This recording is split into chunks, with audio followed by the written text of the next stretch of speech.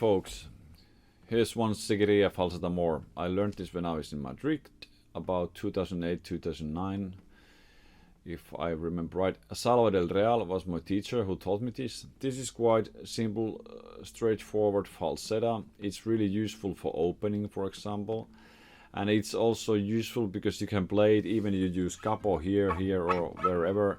It's quite playable in any circumstances, so I recommend you to learn this thing. It's quite simple. There's two parts: the opening and then the remate part. So not too difficult to remember. About fingering, only one thing I would like to mention, and when you play the melody,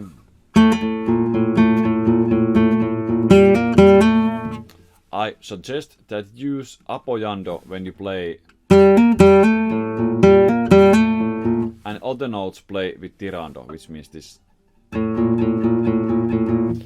The reason for this is that because the melody is here,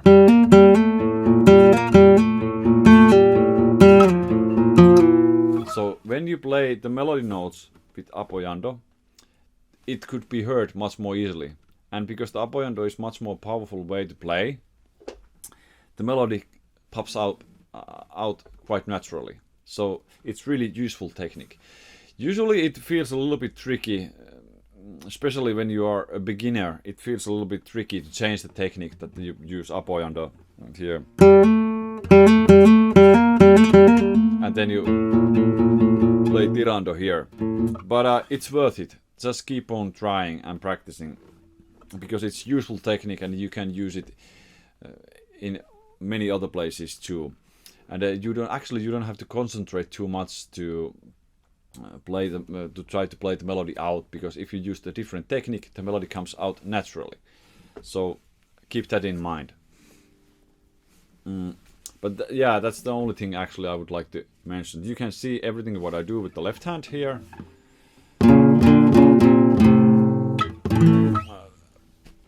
And also with the right hand.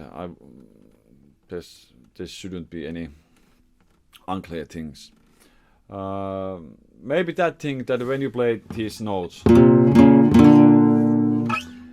remember that every note should be heard. That there shouldn't be any notes like this. Everything should be crystal clear. How to practice? Normal stuff what I have told in previous videos. First, try to learn the beginning, which is this,